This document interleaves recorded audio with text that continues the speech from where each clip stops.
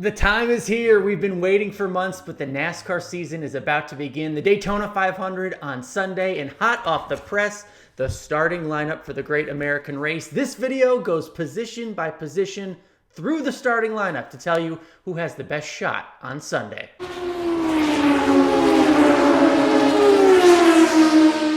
What's up, everyone? I'm Cavanna. Thank you for clicking on this video, as there's so much to talk about right before we get to start the season. As you may notice, I'm still experimenting with the background. The high school pictured backdrop is gone, so let me know what you think down in the comments. It's still a work in progress. But let's talk some racing. The Daytona 500 lineup is set. I got it right here in my hand. We're going to go position by position and figure out who has the best shot at getting a checkered flag in the Daytona 500. Let's start right on the front row. We know Alex Bowman, William Byron, those were set by qualifying. Not a surprise if you know much about NASCAR, especially down at Daytona, especially doing that one lap in qualifying. What is a surprise? William Byron will have to go to the back because he crashed that beautiful primary car in his dual race. That could be a big blow. Look, they always say the backup is just as good as the first one. Obviously, that's not entirely the case because there's a little something still left out there. We'll see what Willie B does coming from the back in a backup car. Row 2, Aric Almirola and Austin Dillon, the two winners of the dual races. Aric Almirola looked strong out there in his Ford. He will be tough to beat if he's out there in the lead, and he's won at Daytona before, nearly won the Daytona 500, oddly losing it to the person he's sitting next to, Austin Dillon. Austin Dillon had a great move in his dual race to get the victory. He's done it before. You may not think of him as a favorite always at a track like the Daytona, though.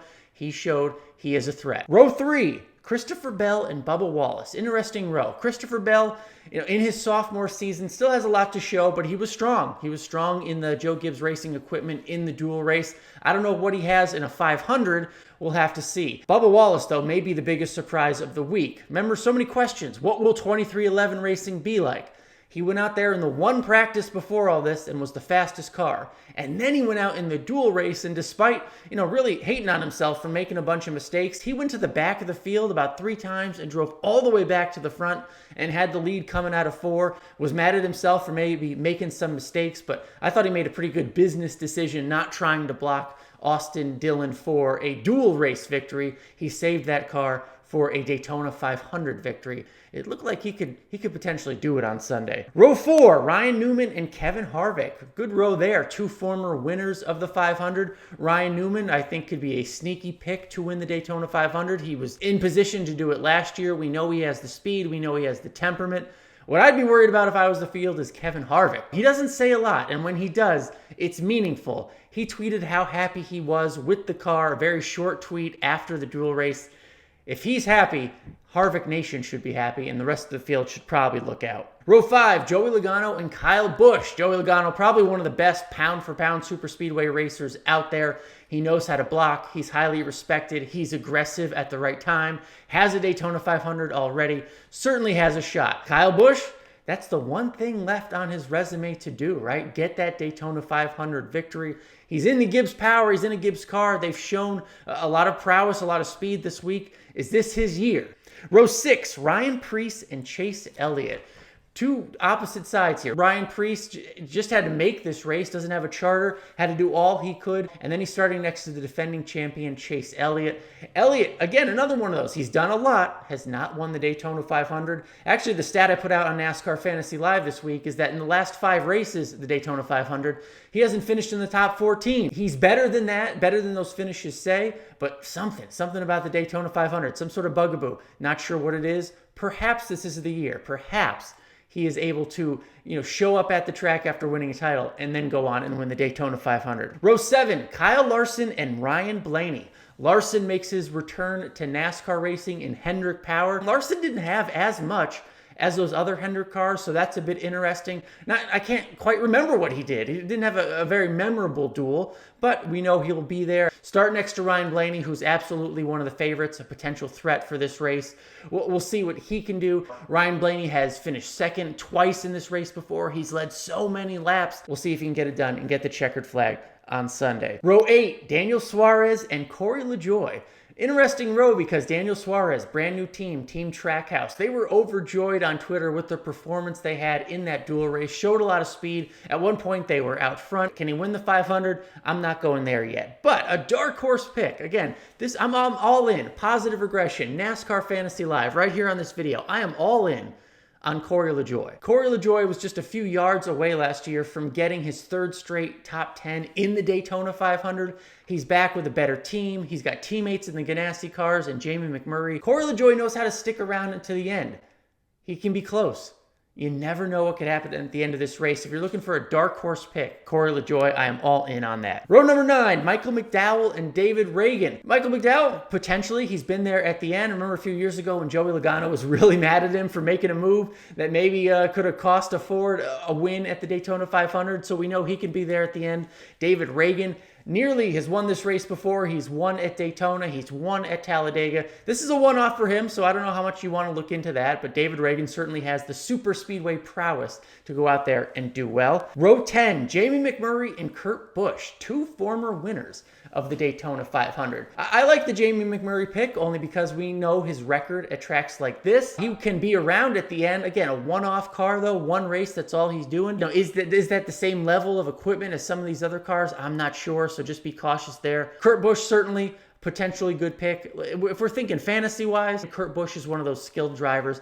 I think he does just fine on Sunday. Row 11, Ricky Stenhouse Jr. and Chris Buescher. Let's talk about Ricky for a second. The knock against him is how aggressive he can be. Well, that aggression pays off. We have seen him win at Daytona. We've seen him win at Talladega because of his aggression. We've also seen the opposite of that, right? Being too aggressive, causing wrecks, having people mad at him. It's feast or famine if you're picking Ricky Stenhouse Jr. on Sunday, so just be cautious. Row 12, Matty D, Matt DiBenedetto, and Brad Keselowski. This will change a little bit because Brad Keselowski will go to a backup car. He will start in the back of the field. Another one of those drivers who's done nearly everything in this sport other than win the Daytona 500. Can Brad do it in a backup car? Is this the year? Before the dual race, I would have been much higher on him, but because it's a backup car, I'm a little more cautious. Again, on the same row as Matty D. Matty D has been close before, been close at Talladega. He just has to close it out. That last race at Daytona, remember right before the playoffs last year, didn't really have it. He was struggling just to finish and get near the top 10. I'm a little worried about Matty D picking him this year. Row 13, where I think the winner is Denny Hamlin and Martin Truex Jr. Two Gibbs cars who showed a lot of speed, worked well together, but they're starting pretty deep in the field. Don't read too much into that. It's a 500-mile race. Denny Hamlin going for 3 in a row. Until he is dethroned, I'm not picking against the 11. Row 14, Cole Custer and Joey Gase. Cole Custer having an odd week. Had some issues in the Clash and then had an issue in the dual race. He has to go through a backup car, so he will start in the back, start next to Joey Gase. Row 15, Tyler Reddick and Chase Briscoe.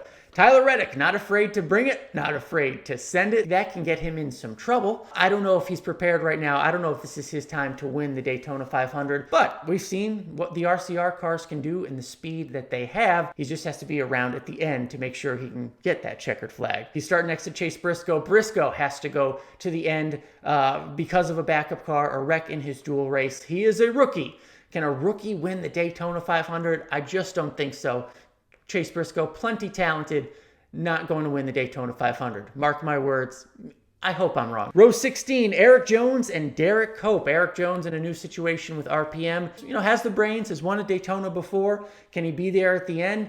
Yes. Does he have the car, the motor to win the race? I'm not so sure. Row 17, Quinn Hoff and Ross Chastain. Ross Chastain, another one of those drivers having to go to the rear in a backup car. We're getting pretty close to the end of the field anyway. Ross Chastain was close to the front of the field last year. We got a little too aggressive. That would be the knock against him, being too aggressive at the wrong time. So just be cautious with him. Row 18, Cody Ware and Anthony Alfredo. Alfredo going to the back in a backup car, also a rookie. Row 19, Josh Bilicki, BJ McLeod. Row 20, Austin Cindric and Kaz Grala, the two drivers who were the last to get into the field. Not expecting too much. Austin Cindric, his first Daytona 500. Kaz Grala, his first Daytona 500 with the Colleague Racing. That's a huge deal for the team just to be in the race. A victory for them is just sticking around to the end. Maybe Austin Cindric can help some of his teammates throughout the race. But if they are still there at the end of this race, that's a huge victory in its own right. So what do you think? That's the lineup for the Daytona 500 on Sunday. I'm still going with Denny Hamlin. Let me know down in the comments if you think someone can dethrone him. Will the Fords show up? The Toyotas? The Chevys? Who do you think does it? Remember, go on, play NASCAR Fantasy Live. You can play against myself and some others. Make sure you listen to Positive Regression. There's so much you can do to prepare for the Daytona 500. It's going to be such a great race. If you like this video, make sure you hit that subscribe. It's been fun doing these videos. We'll see you next time. Thanks for watching.